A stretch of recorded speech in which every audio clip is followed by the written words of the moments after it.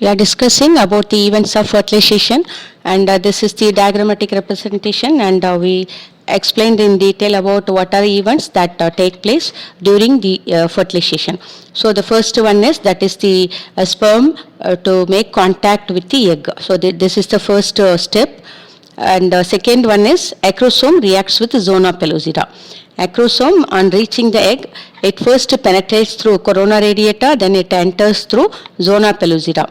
So acrosome enzymes are released, that is that hyaluronidase, it is released into this zona pellucida, and now it reacts with the perivitelline space also. Then next what happens is plasma membrane of the sperm and egg fuse, and it is followed by sperm's nucleus, which is released into that is the ooplasm of the egg. And cortical granules now fuse with the egg plasma membrane so that it can act as a barrier, so that it can prevent the entry of more sperms into egg.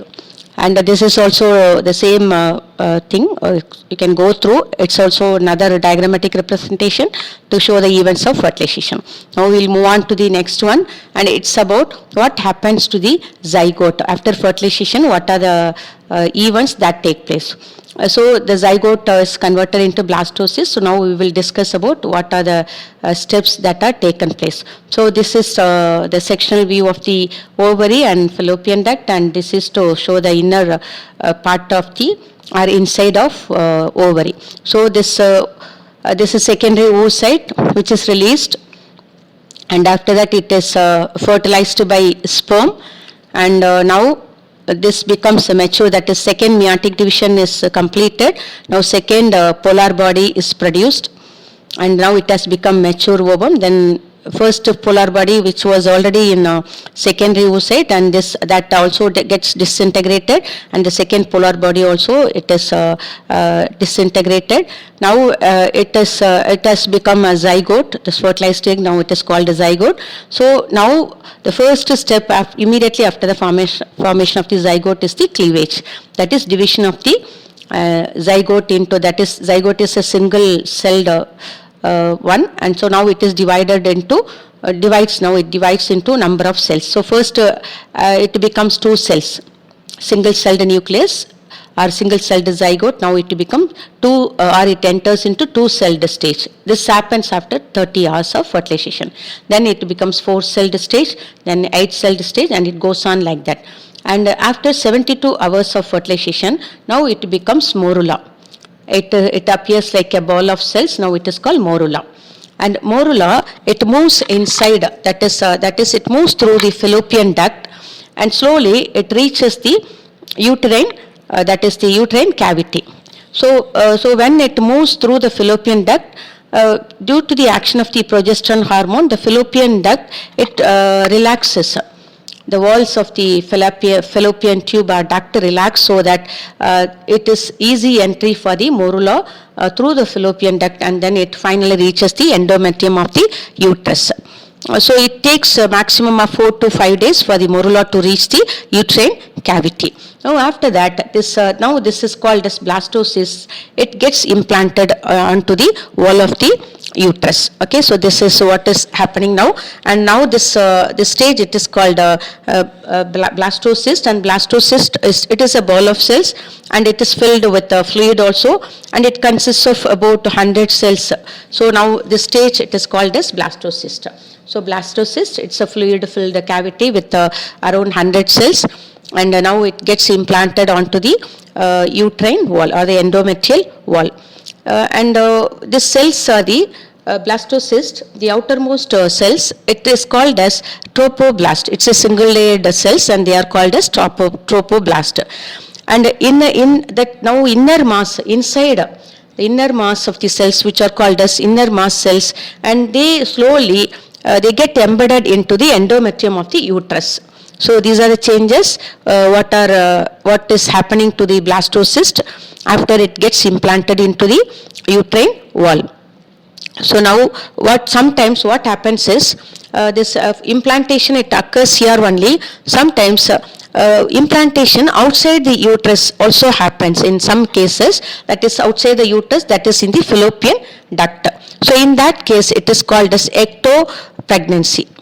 that is ectopic. It is ectopic pregnancy. That is, it is outside the uterus. So in that case, when the embryo starts developing, when it is growing, what will happen is it leads to bleeding, infection, and sometimes it leads to the decay of the fallopian duct, and it may lead to death also. So this is about what are the changes that occur in the fallopian duct, the tract of the fallopian duct, and also inside the uterine wall. So now the blastocyst, it gets implanted into the uterus wall. So outside the uterine wall, if it gets implanted, that is in the fallopian duct, then it is called as ectopic pregnancy.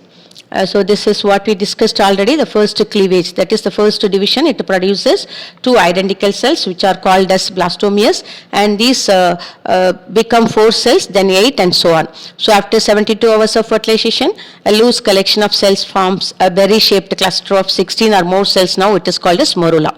So this morula, under the influence of progesterone, it moves slowly, that is through the fallopian tube, because fallopian tube, it relaxes, the walls of the fallopian tube relax, so that this morula can easily, it can make its entry through the fallopian duct, and finally it reaches the uterine wall and gets implanted into it.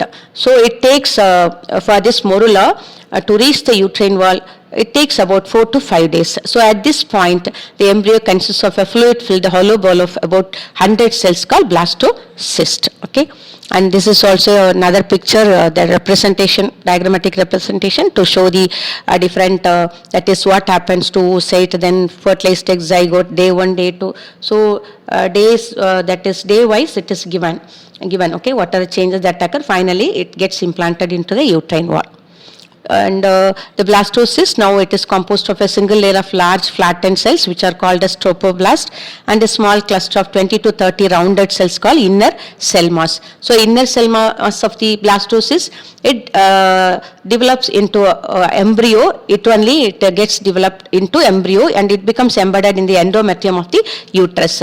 This process is called implantation. So implantation, it refers to that embedding of the embryo, that is blastocyst, which becomes embryo.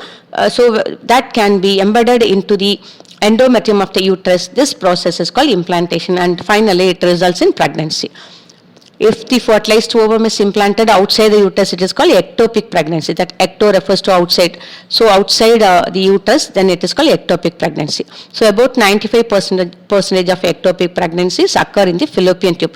Mostly this ectopic pregnancies, it happens inside the fallopian tube. The growth of the embryo in the fallopian tube may cause internal bleeding, infection also. Some cases even it leads to death also, because it is due to rupture of the fallopian duct.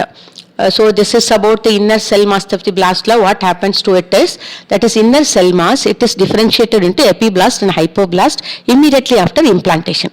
That is the blastocyst now having trophoblast outside and inner cell mass inside. So this inner cell mass, it is differentiated into blast, that is epiblast and hypoblast. So hypoblast, it is the embryonic endoderm, and epiblast, it is the ectoderm. Epiblast, it becomes ectoderm, and hypoblast, it becomes the embryonic endoderm. The cells remaining in between the epiblast and this hypoblast, they form the mesoderm. So this is how this is blastocyst, which is transformed into a gastrula. Now this blastocyst is called as gastrula. With the primary germ layers by the movement of the blastomeres is called gastrulation. The formation of gastrula by the movement of the blastomeres is called gastrulation. So now gastrula has 3 primary germ layers, that is ectoderm, mesoderm, and endoderm. Now each germ layer gives rise to specific tissues, organs, and organ systems during organogenesis. So during this process, organogenesis, from each germ layer, from ectoderm, mesoderm, and endoderm, specific tissues, organs, and organ systems develop. Okay, so this is all about this implantation.